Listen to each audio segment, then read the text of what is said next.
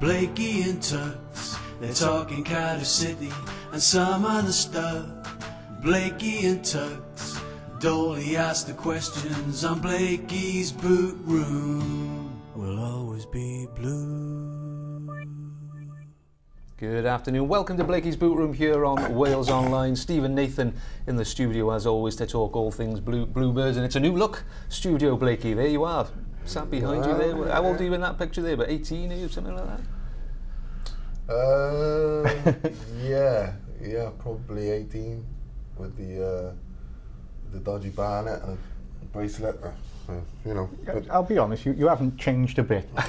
You still look dodgy. Yeah, you know, age well. No expense spent on our set. Wonderful. It's an improvement though, Blakey. It's nice. Fantastic. No, I think it's brilliant. good. It is Absolutely, really good, absolutely. Really good. We're going places. We're going places. The dole queue, isn't it? Is that a pun?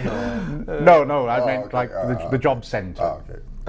Right, let's get into the football then. Good result on the weekend. The unbeaten start to the season continues. Good, comfortable win really. And once again, Ken Wyn-Jones. Where's this come from? He really is the man of the moment, isn't he? Well, I've said all along. I think he's in this league and the Premier League. If he's on song, then he's almost unplayable. But Championship level, definitely. I think what you need as a striker as well is to get off early. Like we were slightly critical of the manager for taking him off in the first game after scoring when we felt he probably could have gone and got a second. But he could have had hat-trick on Saturday. Fantastic performance, strength, power, you know, aerial prowess.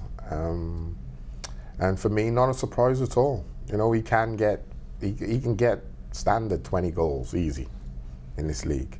You know, playing at 70%, he could get 20 goals in this league. So as long as you play the right formation and the right balls into him, there's your 20 goals guaranteed from one striker.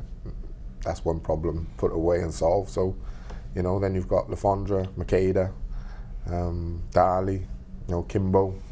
Lots of other people need to produce some goods as well. He's playing below where he should be playing, isn't he? He really is a Premier League. A couple of seasons ago, he looked a very, very good Premier League player, didn't he? Well, he is. I mean, he is a Premier League striker. I think. He came in the January, the last half of the season for Cardiff. He didn't have that great a time, and the one thing as well Cardiff fans are always going to be critical of is, I think it's just he looked a little bit like he didn't care. Do you know what I mean? I think that is the thing that always upsets supporters. He looked a little bit. But that's down there. I used to get that with supporters. Well, that's because you didn't care. Too laid back. Yeah, too laid back. Yeah, too laid back. Too cool. People used to say, "Oh, he's lazy," and then other people say, "Oh, well, he's laid back." And they say the same about him in this office. No, they just say lazy. A couple of months ago, I watched the Man City Cardiff game for the first time, and watched myself play. And even myself, I'm very quite languid in the way I played, and then explosive. Do you know? And I think was that the game where that cross you put in when you top corner? I remember that. Yeah. I think Ken Wyn's largely the same. I don't think it's that he's not lazy. Obviously, he can't be lazy and get to being a professional footballer. No. It's a contradiction in terms, but he is very laid back, and he is quite. From what I know of him, and what I hear of him, he's quite a nice chap. He's not an aggressive kind of personality. Then, so it doesn't surprise me, but I think I've always rated him. I've always thought he's a very, very good player. And like you say, he's a Premiership player. But you do have to take into account as well his age. Knocks and bruises, and you do start to slow down. You're not going to be the force you were 3-4 years ago with knocks, bruises and injuries and what have you. So for me, you know, I think he can not resurrect his career, but resurrect his goal scoring form and the amount of games he plays, because I think if you look over the last 3 or 4 years, he hasn't played that many games. What did we make of the big man, little man partnership on the weekend then? Obviously Solskjaer changed 4-4-2. He started with this weekend. Bergstaller came in on the right, on the wing, and obviously Lafondra pushed up for him, where he'd said in the week he wanted to play. He said, play me up front and I will score you. Yeah, and I think he will. But then Lafondra's the type of player, it's different for someone like Kenwyn. Kenwyn can not only get on the end of balls, but can make his own goals because of his strength and his power. Yeah. Whereas someone like Lafondra, because he's smaller and more daddy, he's a little bit more puncture-like, he needs balls provided for him. And I counted in the first half probably 5 very good little runs, which I don't even think the player's seen him. So that is something I think they should really work on. And I think with Whittingham and Daly, who can both play a ball then, because everyone says how Daly can keep the ball and pass the ball. And he did play a few good passes through to people.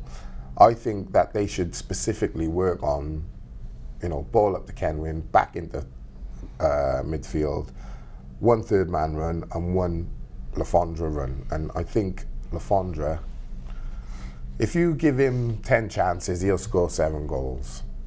He's a good player for me, and it was just unfortunate that part of the game. I'm quite upbeat about it, because I think that will come as well as the players learn to play together and learn each other's game. So that's another string to our bow, I feel, that can really add weight to this campaign. I think if they can get like the midfield really looking for his runs once they've played off Kenwyn, I think it could be a real successful partnership.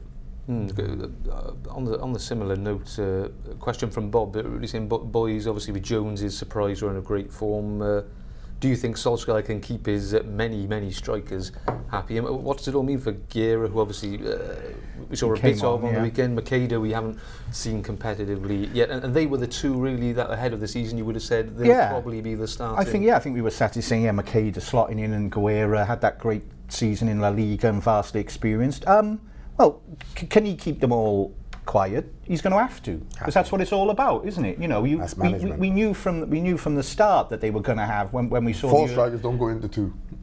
Who's that? 4 strikers doesn't go exactly. into 2.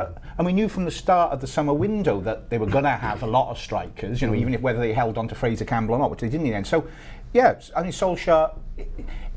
If you've got a squad worthy of winning the championship or getting promoted from the championship, you're going to have a lot of guys in reserve who are going to need to be called upon.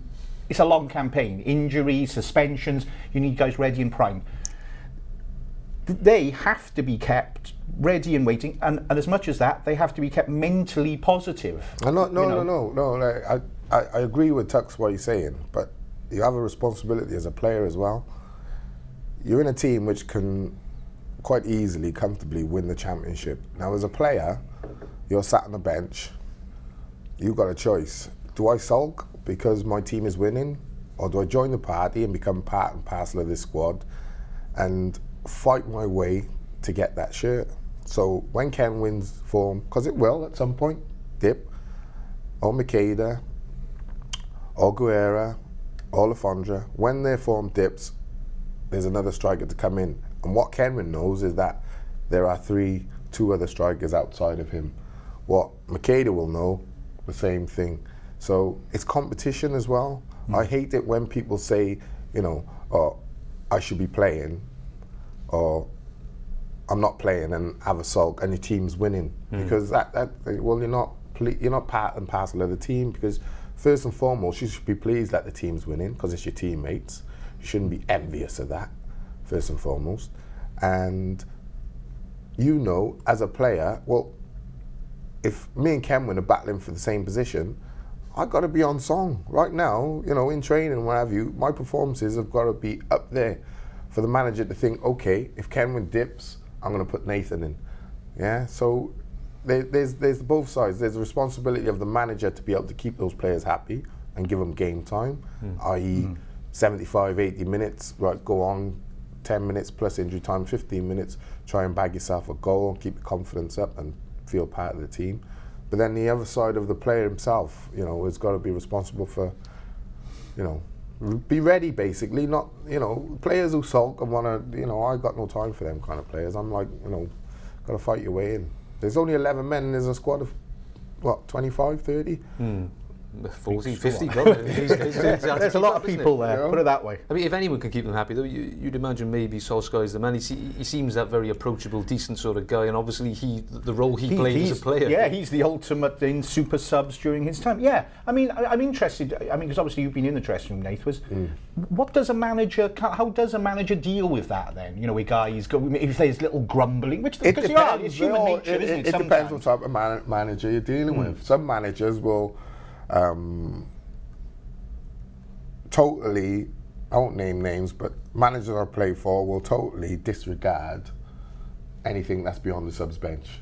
Not interested. Just focus on the 16. Yeah. And then if someone gets injured or whatever, and someone from outside of 16 comes in, you're part of the makeup. But he hasn't got time to be dealing with 40 pros. Yeah. Which I agree with to a certain degree, but I don't agree with to a certain degree, because I think you got to have the mind capacity to be able to deal with your squad, and your squad can be 25, it can be 35, whatever. But if you've brought those players in, or they're at your club and you're the manager, it's your job to deal with everybody and deal with them, you know, correctly. Don't, because what you'll find as well, when you're outside the 16 or 18, whatever it would be, and the manager doesn't talk to you, that just builds, you know, resentment. Totally. Yeah. And then when you're coming in, I've played with players who, like, I've had to speak to them and say, listen, don't worry about him not speaking to you. It's not personal. It's just the way he is. And then when you get inside the 16, you're here now. So you're not on about Dave Jones at all, though. Now. He may be one person who might do this. That's not a bad guess, mine. I don't know. I gave nothing away. I know you didn't. I'm just good at guessing. You know me. But yeah. But then again, let's get to the cliche. It's a lovely problem to have, isn't it? As a manager, you're like going, well, shall I play him? It's much better than looking around. Someone like Harry Bassett was everyone's mate sort of thing, but he was ruthless. Do you know what I mean? That, you know, he would talk to every youngster. He was like Harry the lad. Yeah, but everyone knew he was the manager, and don't cross him because he'll bury you. Do you know what I mean? So it comes in, you know.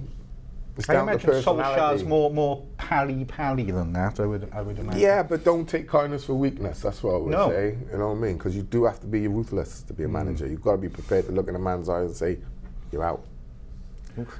Scared me, eh? Sent shivers up his spine when you said that. Let's have a couple of comments and plenty coming in. Let's go back through them. Nigel Blues saying, Nigel. Happier with the display against albeit limited opponents. We probably all agree with that. That was one thing I wanted to say, was that Huddersfield, with all that's happened. Well, we'll come on to Wigan, and that's obviously I mean, that might be a bit of a different test. One thing he does say, though, it's still very early days, but do you agree with me that we still badly lack a midfield leader? 100%. You were on about that, right? What I'll just say. Yeah, you were talking. I'm just looking through. Fair play. He was talking about that earlier. The breakdown of the game. That Paul Abandonado's done, and I'm looking at like the 5 points, key points, and number 2, midfield authority is needed. I said to Tux as we were off air, that is something I've said all along. We need a kind of I keep saying the same person because he's the only one I can think off the top of my head, is Lee Cattermole. You need a general who's, you know, willing to stand in front of the back four and just command and, you know, demand more from the team, do you know what I mean? And drive the team, because, you know, trust me, at the moment things are nice and comfortable. They will get tougher, and I don't think at this moment in time, when you're looking for deep midfielders, I don't think we can look and say we've got that type of player who can. Is that what Dicker Choi is all about, though? Is that I think so. That's his kind of thing. I think so. Isn't it? I think so. But what about Adeyemi, who's obviously, you know, there is the Jordan Much replacement, the box-to-box guy? Split a lot of opinion, and we did a piece on it yesterday. Our guy who was at the game thought he was pretty average. Looked pretty average. I was sat next to him, and he absolutely. Well, put this in. There was one time where he said, "If he doesn't do something, I'm going to give him a 4." 4, right? And what he had done... Well, he gave him a 6 and got attacked. Yeah, I tried to think of what a he had 4. done, what Adeyemi had done was what I would expect him to do. The ball's kind of being transferred across midfield, and because he's the sitting midfield on his own, all he's done is shadow in front of the back 4. But whereas we were saying, look, he hasn't done anything, and I said, well, Can we not what say do you want his him to name? do? Go out and commit, get played around, and the ball end up in the top net. I said, he's actually done the right thing, not the wrong thing. But for me, he was a 6, 7 out of 10. He was decent for his first game. I haven't played with any of the lads. To me, it's got the possibilities of becoming a very, very good team. Yeah, very, very good, strong team with a big squad. And if you can galvanise everybody and get them believing, like I said, those people who are like maybe 19, 20, 21 who are not in the squad, when they come in, if you can keep them all on that, you're all part and parcel of this thing, I think, possibilities are endless, really. Different opinions really on here. Jacob saying Adeyemi bossed the midfield. He's a great signing. Jay Guy saying thought we looked very lightweight in midfield, and including Adeyemi among that. Alex saying very good performance as a whole. Thought Adeyemi showed himself very capable. So early days, I suppose. Yeah, I thought I'd be very positive about what I seen Saturday.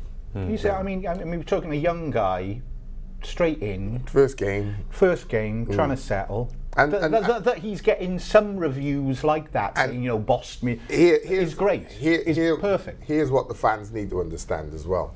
He's been brought in, like you said, as a replacement for Jordan Much, so everyone's expecting an attacking midfield, goal-scoring midfielder type.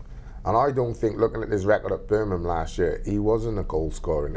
He's got the athleticism to do it, but I think he only scored 1, maybe 2 goals last season. So he's not that Jordan Much type, getting the box on the end of things. And from what I've seen Saturday, he doesn't seem, but he does seem the type of player who is good up and down, the classic midfielder. He sat in front, he started in a 4-4-2, but then ended up sitting in front of the back 4. And at that time, I thought he looked very accomplished. And maybe he could be the one who's there. But again, I'm not used to the boot room being this positive. It's been well, it's good. A few ages, people isn't quite it? critical of us last week, actually, for being a bit negative. Were they? yeah, well, negative when you're negative, isn't you? Indeed. Sometimes. Indeed. Staying on the midfield, Anthony here saying, did we really need to sign Adeyemi and Pilkington when we have the likes of Joe Riles, Kadeem Harris, both of who did very well against Coventry in the Cup game? Talking about the signings generally, Solskjaer has said that's his business is pretty much done unless something excellent, How many more does he want? comes up. He 62. says, he's going to raft of new signings. Let's deal with the new guys. Then Morrison and from Reading, the defender, Pilkington, Norwich winger. Let's deal with that question. Did they really need to sign those players? For me, Pilkington, I think he'd be a great signing. I would have signed him. I like him. I've always liked him. I actually think he can end up in that forward free role. He plays that left side so well. He's so skillful.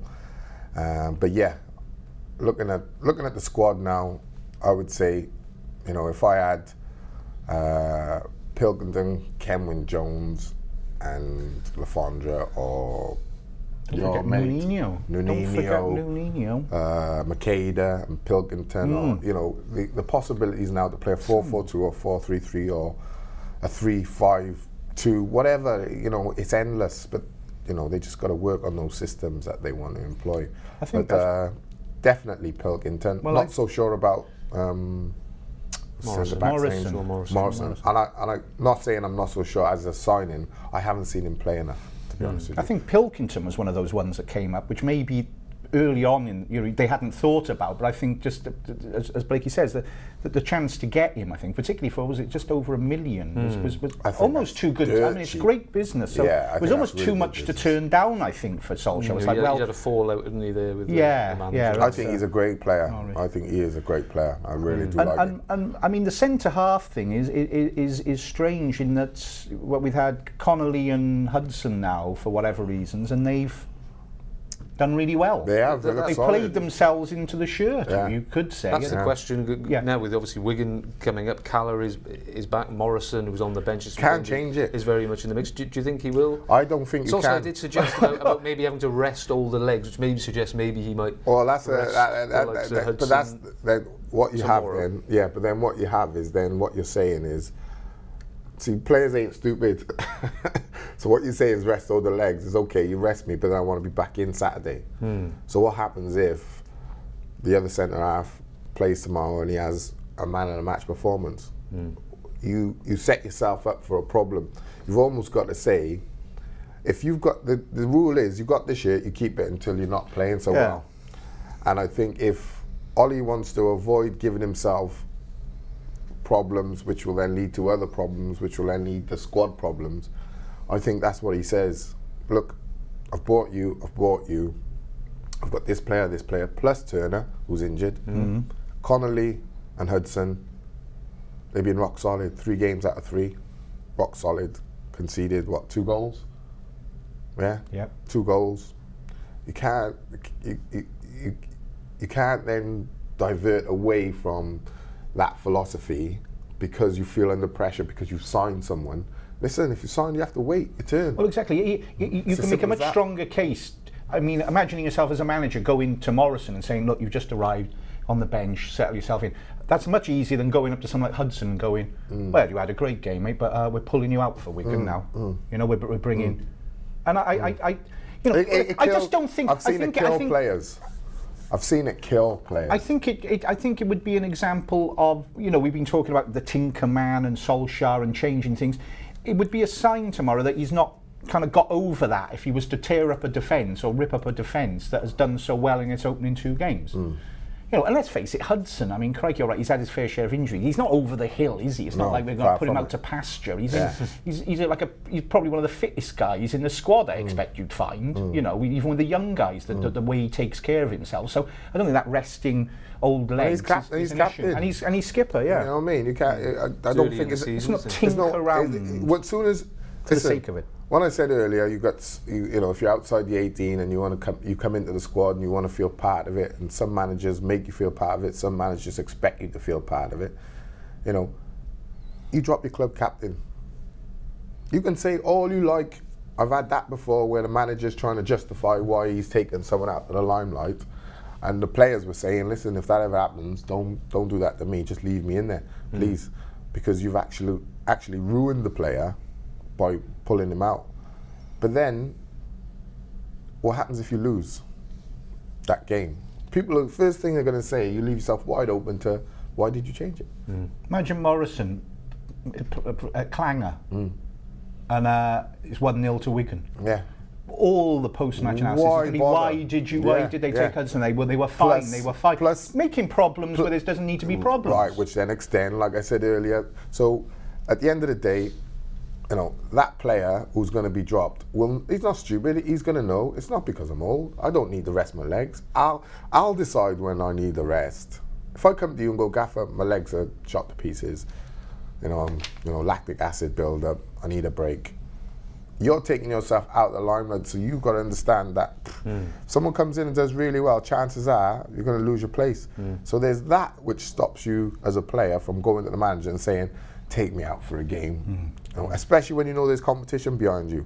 So you play and you look after yourself to the point where you got to be on top. To me, it only creates better competition, yeah, by not saying I'm pulling you out for an excuse or a reason which everyone else will know, all the players will know.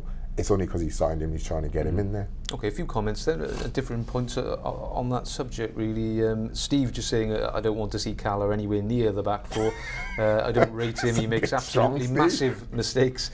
We have to keep a settled back 4. Jacob saying, same back 4 tomorrow, all of them have been really good so far. Brayford playing his way in, looking better. Yeah. Here's a slightly different one. Where's it from? I'm not sure how you say it really.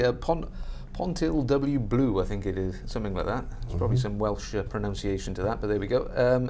Who says, of course, professional footballers can manage 2 games in 4 days, but why not use fresh legs to give you an advantage when those fresh legs are more than up to the job? With the squad size we have, it would be daft to try and keep a settled 11 week in, week out. Sure, keep the spine of the side the same, but you have to make changes. You have to use that big squad. And I do agree with you. But we're 3 games in, isn't it? I do agree with you, Ponty. But we're 3 games in. You can't tell me that people are, you know, and also what you have to understand, Ponty, is when you do change it, for the sake of changing it, you're upsetting the momentum, the rhythm. Don't care what you say, what you think is one thing. Trust me, it doesn't matter if you're dropping Nino and bringing in Gareth Bale. Automatically you think, oh, we'll do better. But if he doesn't gel and click into the system, what's happening, yeah, it's going to be a detriment to the team. So I understand what he's saying, but this stage of the season, this isn't a stage of the season where you start thinking, right, I need to rest players because they're tired. You've just come off pre-season. You're not actually match fit yet. No, you're playing towards fitness. Actually, it's an international break in a week or two. Yeah. Right, you're playing towards match fit. You're still building towards fully match fitness. As you see with Kenwyn. Kenwyn's up to about 70, 80 minutes now. Another 2 or 3 games, he'll be a full-fledged 90-minute player. So he's still building up to that. So I understand what he's saying, but this stage of the season, I wouldn't start swapping and changing a winning team. Not until I gain momentum. Morrison should remain on the bench for tomorrow night's game. Hudson in particular and Connolly have both done well, and they do not deserve to be dropped. Imagine if you go 8, 9 games without losing, 10 games without losing. Can you imagine the confidence and momentum that builds? Even if you have an international break in between it. If you come back and you keep winning and you're doing really well, listen, no one's going to want to come out of there. No one's going to be feeling tired. Because there's a difference in a mentality, don't know what it is, but when you're winning, you automatically feel fitter, you feel great. But when you're losing, it's an uphill battle, it really is. So, would the only argument be maybe bringing Pilkington in? Is that maybe? Is that, you know, we're talking about keeping a settled side, but maybe. Who'd you take out? Well, I was actually looking there, trying to work out. Yeah, I was trying to look. We got the lineup on the right here. and put Bergstaller out. And we're just saying because we're saying Pilkington provides. If I'm all for keeping a settled side, but if I had to think of one little fiddle around tomorrow, that might cross my mind. A bit more danger. I don't know what people think about that. We'll find out shortly. Do let us know what you think about that.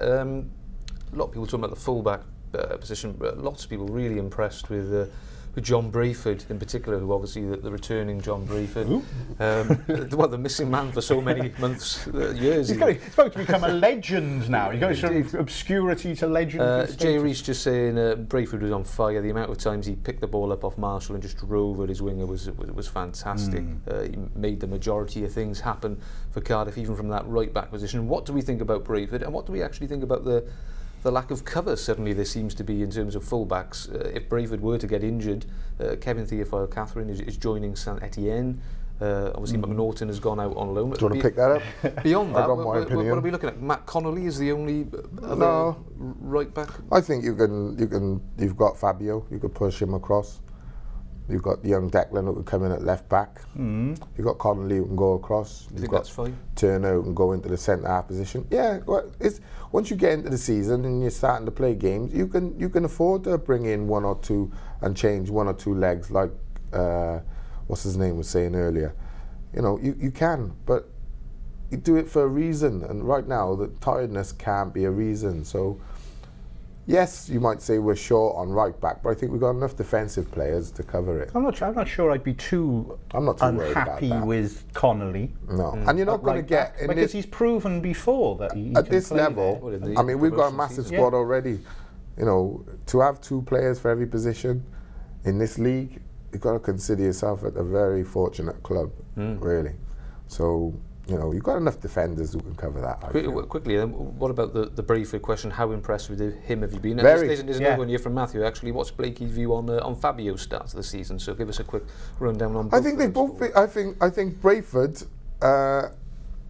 1 or 2 people said, "Oh, I'm not sure about him in the first game," and I said, "You know, it's early days. Let him play into it first." But you know, I've been really impressed with him, and I think he will grow into that position and make it his own. And he's, touch wood, in fact, I'm not going to say it, but you know, I think he will make that position his own, definitely. So I've been impressed by him. I think against Blackburn he looked not so ambitious, but it's understandable. I think his first game. Well, that's clever, isn't it? And away up it's at clever. Blackburn. You don't push, you know, as a right back, you don't just go flying out of defence. First and foremost, his first job is get to know your defensive partners, get to a unit, get to playing where you all four of you are used to each other and understand each other. So I thought he's done a bit more offensive work each game I've seen him. And Fabio's done well.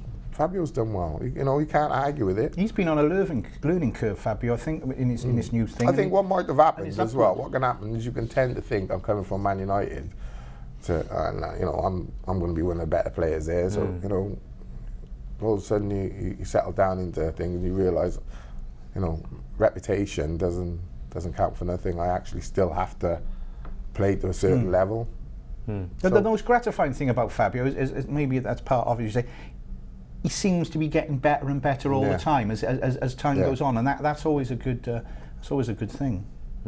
Okay, one here, Pilkington in for Darley would be the only change I would make for tomorrow. Maybe as you were just suggesting, possibly Hadley saying, has Blakey realised how good Darley is yet, particularly after he played in the number 10 sort of role? He played the number 10 and I've played one outside of the foot pass through to... What is it with this anti-Darley stuff? No, it's not anti-Darley. What is it? What is it? What you're doing is very clever. But I wouldn't, because I can bury you at the end of the show. You're going to bury me, yeah? It's not anti-Darley at all. No? I'm just not... I think he's a good player, but I'm not like he doesn't wow me.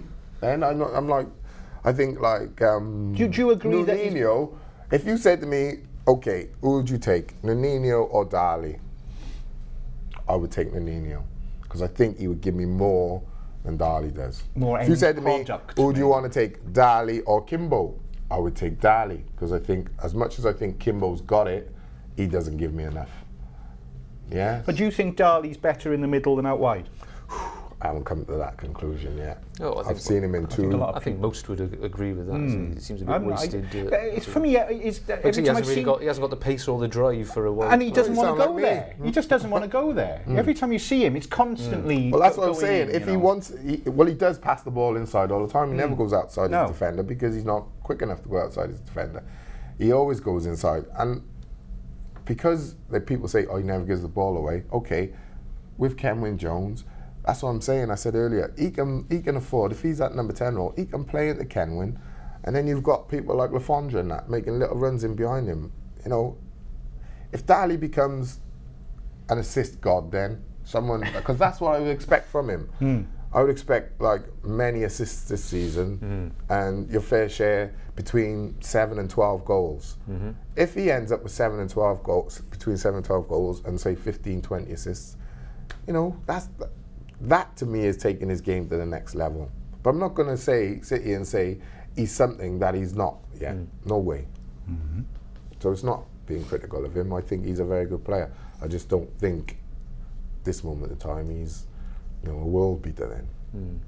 Okay, long way to go. We might as well. I think Peter Whittingham is probably the only player we haven't mentioned as yet.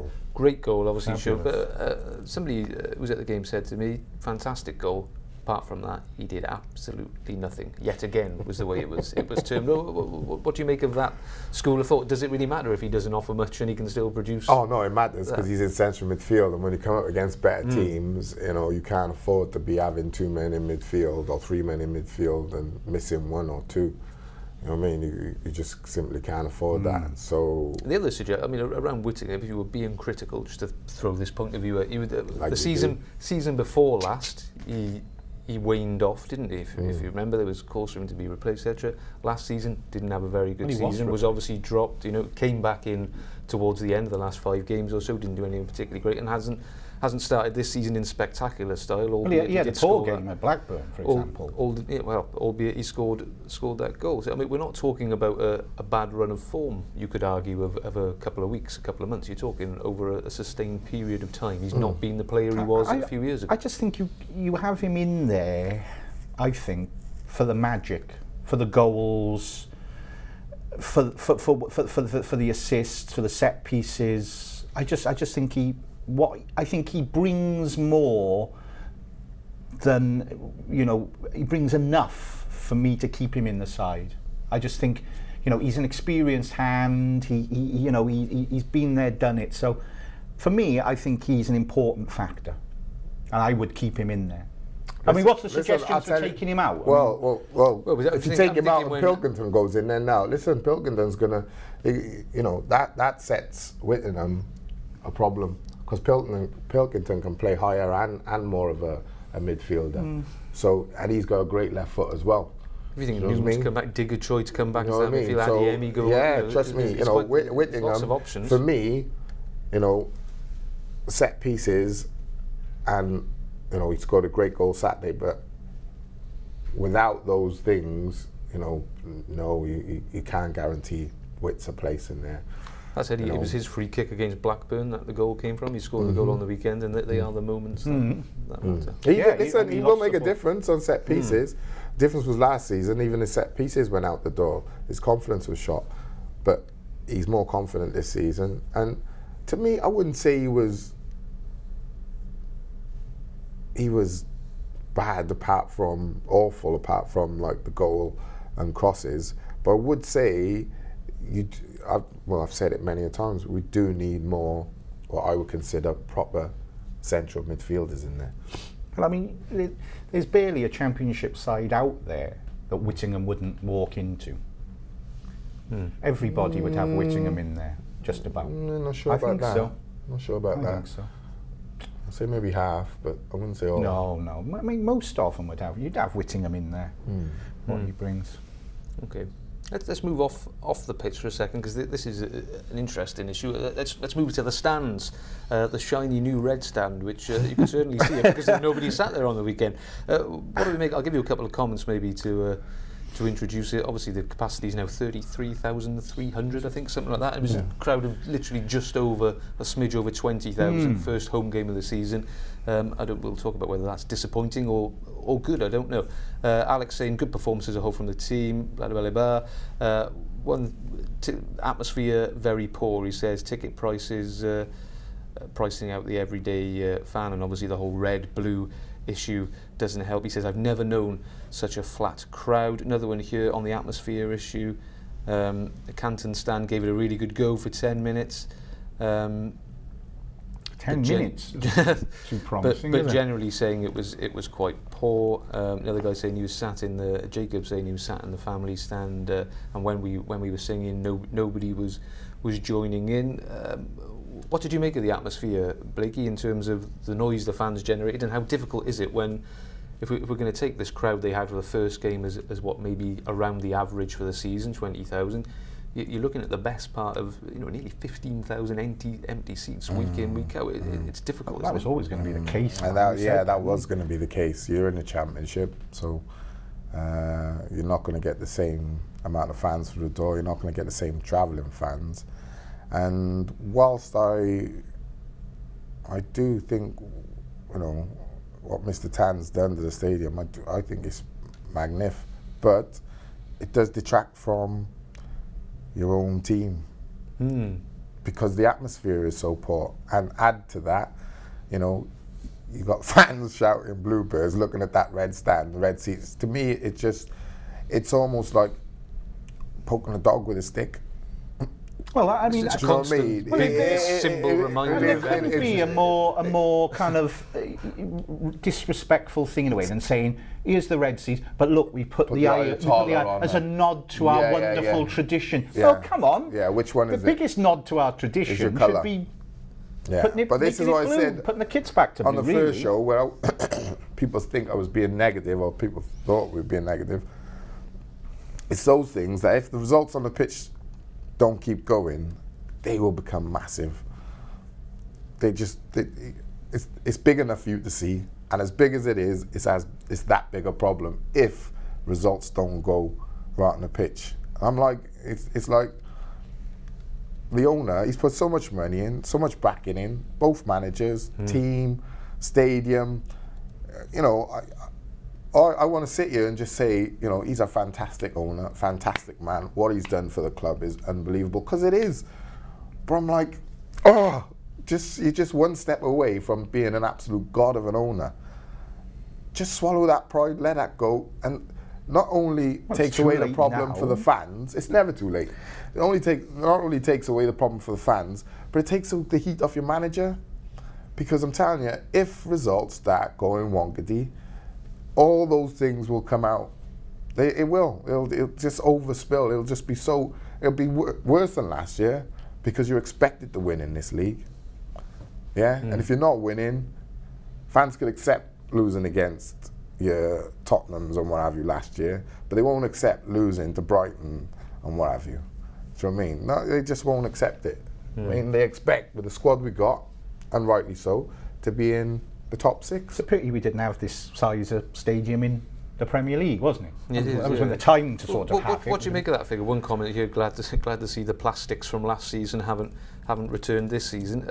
You always get the hardcore, don't you? They want to be there on their own. Put it this way, look at the atmosphere for the first game last season and the first game this season. Well, it's complete contrast. Comparison, is it? But yes, wow. I mean, yeah, well, that was amazing. I mean, they never replicated that Man City home no, game. I don't think it never really happened. They didn't. Is that a good figure? That was kind of what I expected, around 20,000. A couple of people said to me, "Oh, that's a good crowd." A couple of people said, "Oh, I thought it'd be more." I think that's an okay crowd. I think it's an okay crowd. I think obviously it doesn't look so good, as we're saying, when you've got a stadium that can hold 33,000. Do you know what I mean? You know, if you've got a stadium that holds 20,000, it looks great. It's a sellout. But no, I think that's a reasonable first good crowd. I understand that the these 19 minutes 27 seconds celebrations were a little bit more muted as well. Did you say? You know, I would say they were, but that's what I'm saying.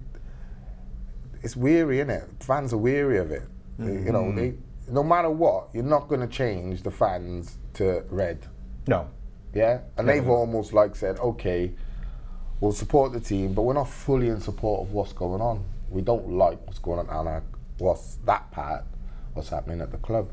And I'm saying, like, if you could just remove that problem, which you can do, just like that, you've got a club which is all on the same page, all going the same direction. But hey, I think you kind of underestimate.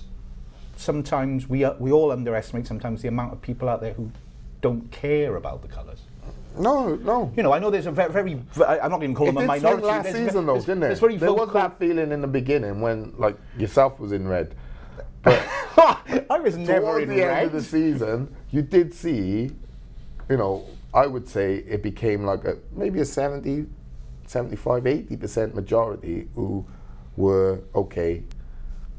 We want our blue back. I think you have to say virtually 100% of people want to go back to blue, and that's without a doubt. Everybody can say it. But there's a lot out there, and they're not so vocal, and you don't go on. Yeah, they get accused of being non-city. You don't go Vincent Tam's payroll. You don't go on a protest for something that's already in place. You obviously the people who are anti it are very vocal. I'm just saying, I meet a lot of people in my everyday business who are like, you know, I don't care about what colour they play. I met someone the other day who I don't care. You know, I want success. I want to be in the Premier League. I don't care. And you know, however much you know that might anger some people, there's a lot out there. Would you agree though that it's a problem that doesn't need to be there? Oh yeah, totally. I totally. Do you understand what I mean? It's just what do you get? Like I've said all along in this argument. Tell me what you get from the red. Tell me what you get from it. I reckon you can have a red away kit. We've worn red. It's not like red away kit. Fine, you know, yeah. I wore the South Wales Echo one. I can remember the red kit. You know what I mean? We've worn it. It's not the fact that it's the fact that it's being portrayed as your number one home or your team colours when it's not. Well, the guy thinks I've done all this for you, and you should give me this one concession. Yeah, I reckon. I don't know Vincent Tam well, apart from when he pays my money into the bank. No, I'm joking, man. I reckon he knows it's a mistake. I reckon, but of course he can't say anything about it. I think in a quiet moment he'd be thinking, well, maybe that was a bit of an error, but you know, he can't do anything about it. But yeah.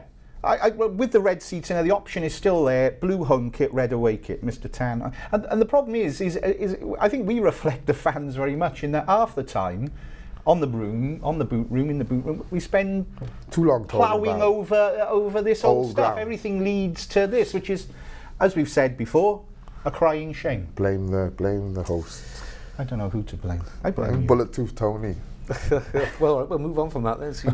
Yeah, let's talk about some football. Well, let's talk about football. I mean, Wigan tomorrow night, seen as obviously a very, very strong side. Not a great start to the season for them, though. Home draw 2-2 with Reading on the opening day, and then a loss at Charlton on the weekend, and a game that is significant for Big Don Cowie's return tax. He must be excited.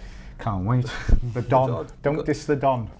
Fantastic. I know. I mean, it'd be good to see him back, wouldn't it? But I mean, they've got some good play. Most people would agree Huddersfield will be down the bottom this season, and most people would suggest Wigan would be somewhere. I think it's a very, very different top, test, and it's going to be. I mean, the opening of the season very much is posing different questions and trying to answer them, and this is a really big question being asked now. I mean, if Cardiff can win this one at home with a little bit of style, wow, because you're going to end Tuesday night right up there, if not top or whatever, and you've put to bed one of the teams that you would definitely think are going to be one of the rivals for at least for a playoff place. So it's a much more important game than, well, it's the next one obviously, but a much more important game than the Huddersfield game, I think. A danger man for them, but probably McManaman, I suppose. Callum, he's a very good player. Surprising, really, to still see him at that level, isn't it? Really, he looked like he might. He never quite, did he? Never. You know, he was always talk. Yeah, quite made the step. And I think what didn't help him was like, he's a bit wild when he, his temperament is a bit wild. That sending off. And I think as he grows older, that tends to, you never lose that edge, but you learn to control it better. So, good player, but if no one comes to buy you, then no one comes to buy you. Well, indeed. I mean, let's face it. This season, everything we've spoken about, there's nobody coming to the Cardiff City Stadium that the Bluebirds should fear, is there? I mean, everything is about them. Everything this season, as opposed to last season, is about Cardiff imposing, particularly at home, imposing themselves. And right about now, Cardiff beating Huddersfield, and then beating Wigan.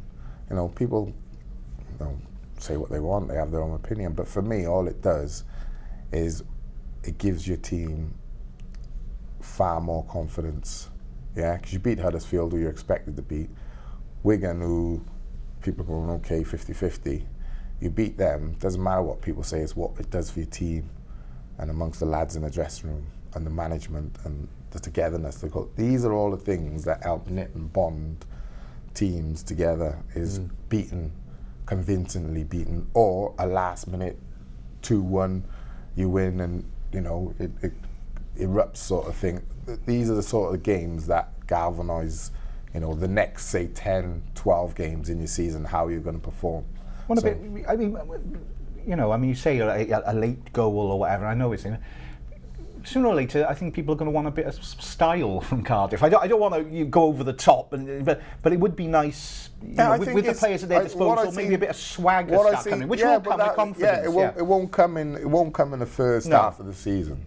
You might get them playing good football in the first half of the season, but what you're on about, the swagger, is when you're almost unbeatable. Yeah. You go out, like I said last year, where teams start to think they're already beaten before you get there. I remember you going about that. Yeah, and that's swagger. That's when you go out. That's when you're in the tunnel looking at the geezer who's playing against you, and he's like, "Oh no, I'm looking forward to that. I can't wait to get you out on that field." So that will come, but I hope that will come, touch wood. But at the moment, I think, I like gradual momentum. I don't think you should hit the ground like playing 10 out of 10, because you will tail off, or you tend to drift off, So I like that each game a battle. You win, you draw at Blackburn, beat Coventry, nice confidence booster, beat Huddersfield, good game against Wigan now, beat them, another confidence booster. So, yeah, gradual stuff. And just briefly, Tux, because I know you love this, explain to me what it's going to be like Tuesday night under the lights, to have that back in your life. Jumpers for goalposts, governor. Old school. No, I mean, everybody was bitterly disappointed, obviously, with last season. I think we said it so many times, and we've been waiting 50 years, and I don't think virtually anyone enjoyed that experience in the Premier League in the end, the odd great moment. But this is what it's all about now, isn't it? Coming back to the Championship. Cardiff finally winning some games, scoring some goals, and Tuesday night under the floodlights. You know, brilliant. You know, and the game's coming thick and fast. You know, then Saturday, Tuesday. So, yeah, it's great. It's what it's all about, really. I'm really looking forward to it. You know. Kind of thing they missed, really. Yeah, and because you go to the pub first. And after. If I get out quick enough. But you know, and Cardiff going in, as we've been saying all the show, Cardiff going into the game as well, favourites and with a bit of authority about them. It's great, and that's why I'd love to see a bit of, you know, I mean, too early for the swagger maybe, but not too early for a bit of style. Because that's what Solskjaer's been brought in, remember, to do. You're kind of touching on a point I say with the Premier League, and that is, you know, I heard fans from our neighbours down the road on the phone-in show. I was doing a phone-in show, and they were saying about, you know. Hang on, you do other shows? Can't. And they were talking about you know, going to the next level to get in the top 4 in the Premier League, to win the Premier League. You're talking like, listen, whatever we've spent, you'd have to times it by 10. To get in there. And then there's no guarantees because everyone else is spending. So I think from a fan's perspective, being in the Championship, going for a league that you can win. Do you understand what I mean? And let's face it as well. Because you pay your money. I've always said to people, when people say to me, oh, you played between Premier League and Championship, and I didn't mind it because it gave me opportunity to win something. Because I knew we were never going to win the Premier League in any club I played for. And as a fan, you must feel the same. You pay to watch your club. That's why when they're all so devastated when you get relegated. But I remember Man City when they got relegated to like the first division now, and then they won it. You know, I remember the crowd, and then I remember they won the Championship. Then I was at Blackburn at the time. They came to Blackburn. The crowd, the fans there, they were everywhere. It was unbelievable. But it was because they were winning something. Do you know what I mean? It didn't matter that it was First Division and then Championship. It was the fact that they were in the mix, generally in the mix to win something. And let's face it as well, we spoke about this last term. You know, plenty of bigger clubs, bigger teams than Cardiff have yo-yoed. I think, you know, they've had the taste of the Premier League. They're down. They're favourites for this most now. Clubs sustain. That's how you do it. That's how West Brom have done it. That's how a lot of teams did it. So, I mean, you know, Tuesday night under the lights. Hopefully a big crowd. Good stuff.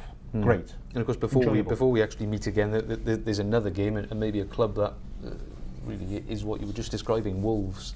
Wow, next weekend away at Molineux.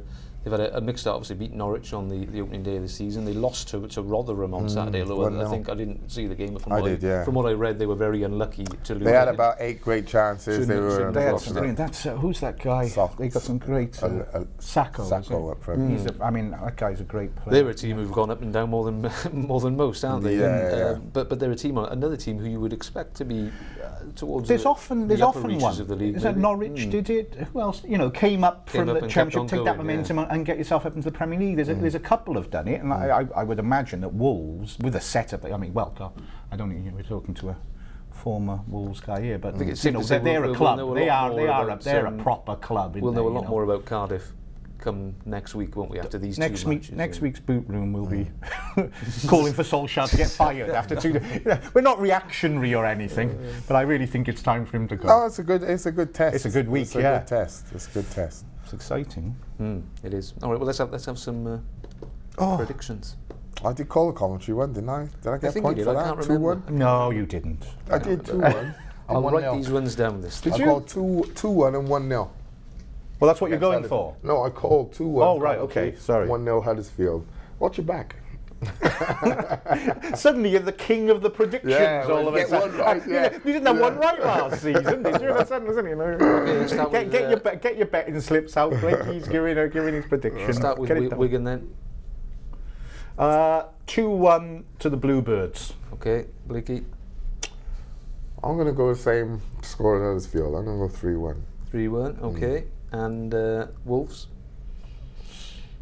I think they will pose us problems because they got a lot of pace up front, and they got a lad, I can't remember his name, foreign lad on the wing, very good player as well. I'm going to go with a draw. 1-1? Yeah. 6-6.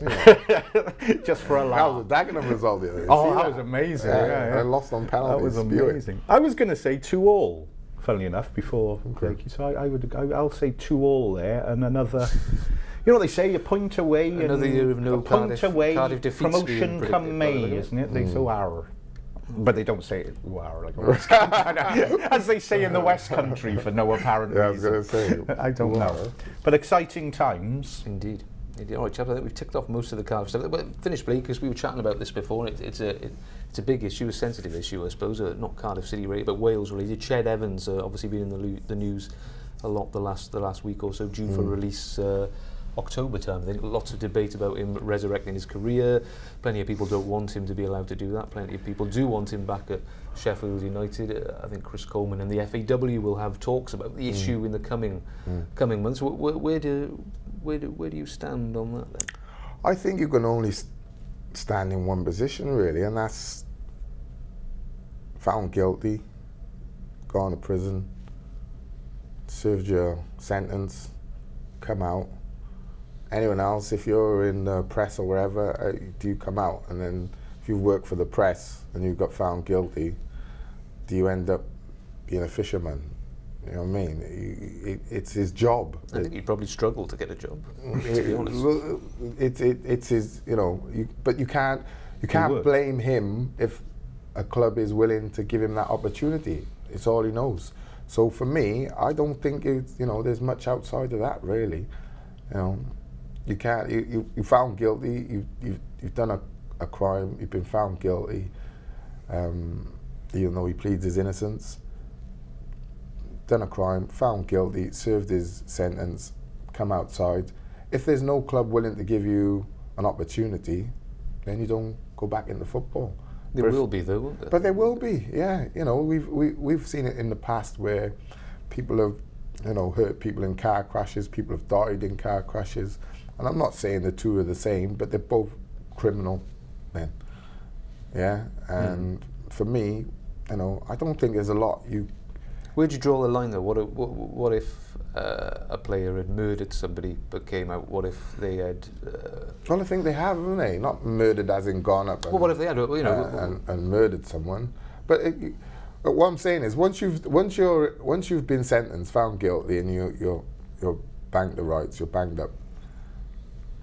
On your release, you can only get a job where someone's going to take you.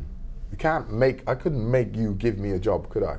If you're willing to give me a job, then why, if that means me rebuilding my career in whatever line or whatever work it is, why would I say no? I'm not going to, am I? I'm going to try and rebuild my life. So for me, whether you disagree or agree, there's not a lot you can do about it, to me. It's just the way of the world.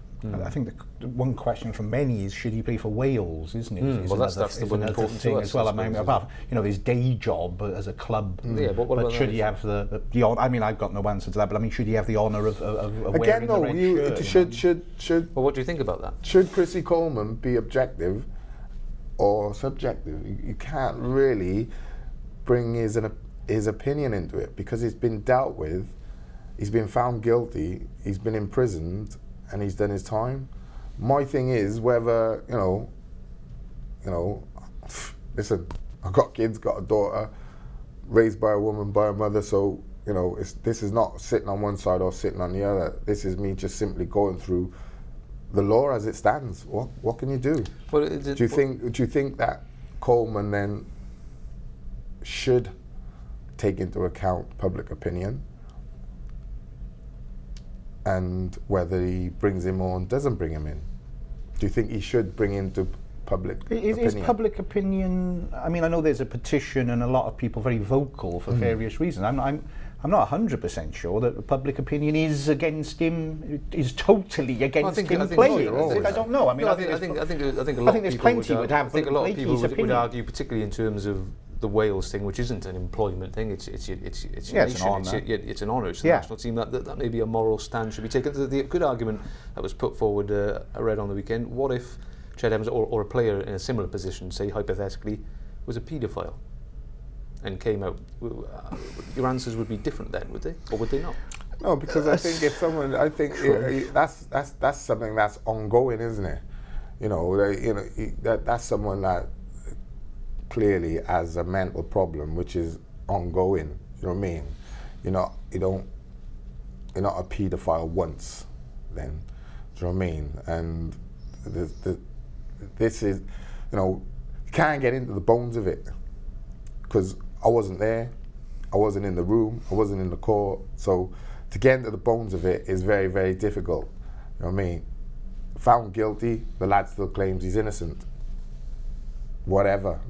Can't say one way or the other. So it's difficult to get in like that. And, you know, you could speak hypothetically if someone was a paedophile, then if someone's a paedophile, that's usually repeat offending of something. Okay. Would you agree with that? Yeah, you know. So it would then be difficult then, it would then be difficult to say, oh yeah, this is the way it is because we know it's going to happen again or it's not going to happen again.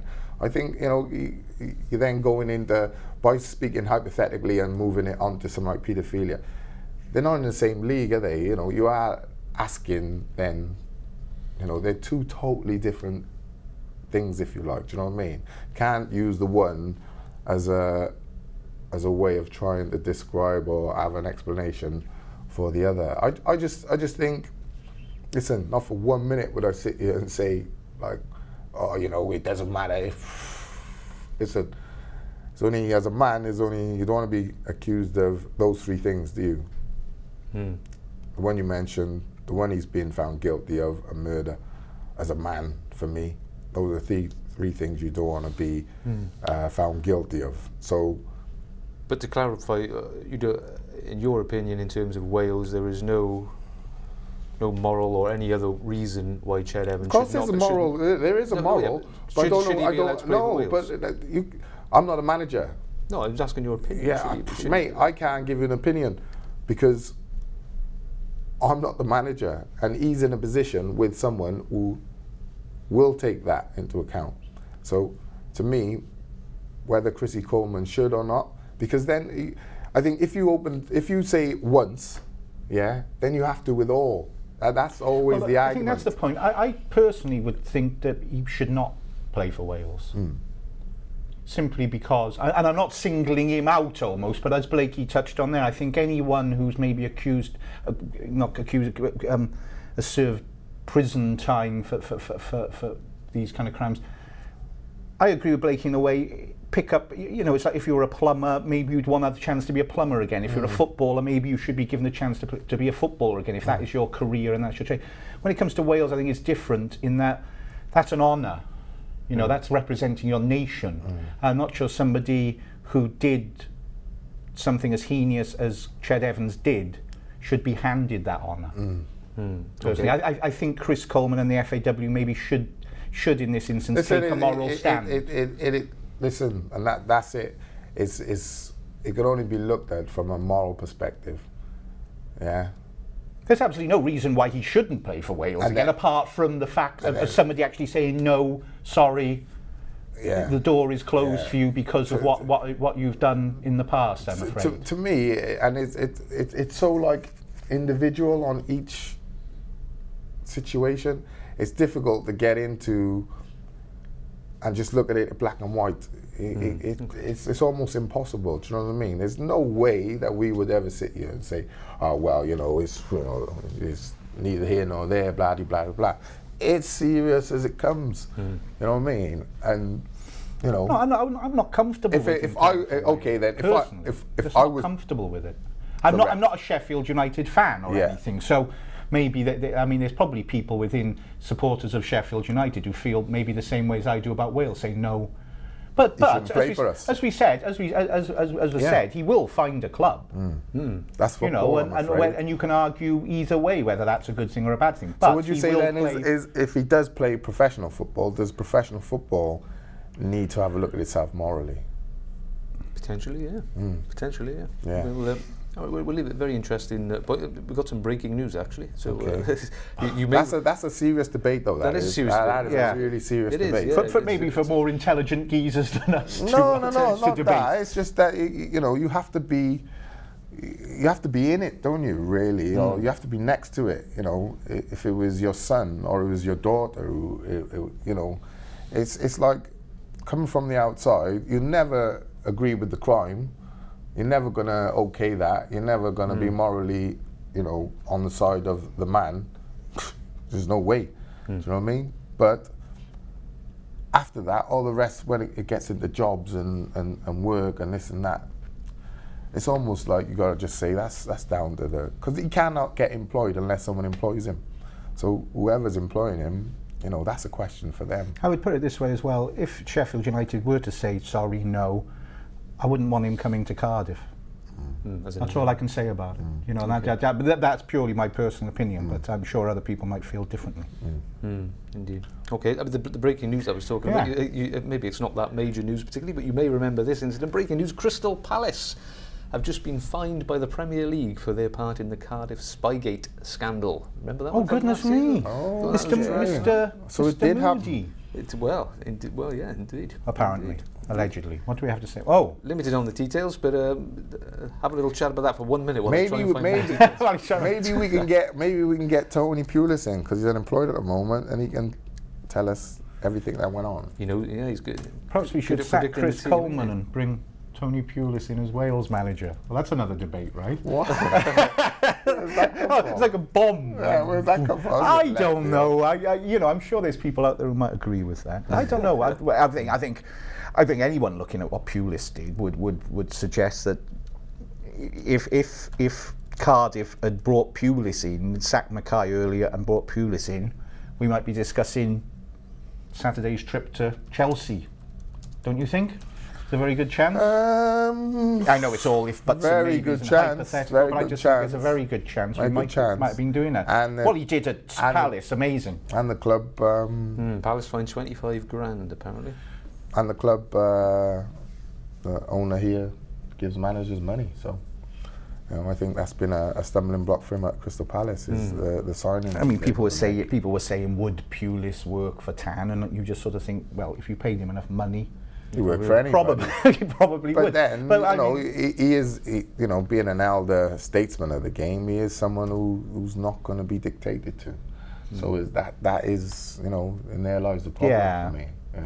He is an old school person who believes, well, you can't have someone else choosing players or choosing, team selection and what have you, and then that same person turn around and sack you for the failure of it. Do you know what I mean? If you're the manager, you sign the players, you're in control of that, then you fall on your sword. But surely Solskjaer's not gone there going, well, I'm willing to accept interference from upstairs. Surely, he's gone there as his own man and he'll live and die by his own decisions. So why different brought in? Why different for Tony Pulis? But it's interesting now. I mean, because we'd sort of forgotten about that. Yeah, well, more on that, I'm sure, throughout the afternoon. The afternoon, indeed. Oh, it sounds like we're there. We run over by a good 9 minutes or so. Yeah. Well, why stop a good thing? Yeah. Why stop a good thing? All good things must come to an end. This is us. Thank you. Enjoy that. Where did you get that breaking news from? It was on your Blakey, was it? It's literally breaking. So. Okay. By the way, our friend Gazzy Roberts. Oh, Gazzy! He's always working. He's like a duck. Gaz's the man. He's gliding along. Underneath, he's always working there. I actually love it when he presents the show. All right.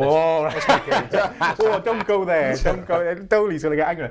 I wonder what people thought of our set as well. Yeah. If you got any comments. Well, nobody's really mentioned it, which I always take as a good thing. That is. That means nobody's not saying how atrocious it is or anything. Does anybody think there should be pictures of me and my youth up there, not just Blakey? I got a few old Fairwater boys. I got a few old Fairwater boys pictures I can bring. I think we won a cup once, but I can't be certain. Were you the sub that never played? Well, I was right midfield. Okay. In the engine room. Left back. I was up and down. I was one of those box to boxers. You was the Noonie of Fairwater. I was Nuninho of Fairwater boys. I'll bring them in. I'll bring a little frame. I got a little frame one. I'll bring your trophies in. I'll bring my medals in. Shouldn't take long. Put them on the table. Yay! Right, enough of the nonsense. We'll leave it there. I think. Thank you, chaps. Cheers. As always, thanks for all your comments and your questions. We'll be live, Steve, at the match tomorrow night, aren't you? Excited. For us, yeah, very exciting. We'll be Yeah. live here on Wales Online throughout that, and of course on the weekend as well. We'll be back next week. Not sure what day yet. Obviously, Bank Holiday weekend. Bank Holiday Monday. So we won't be on Monday next week, but we will let you know. So keep a lookout for details on the website over the coming days. We'll see you next time.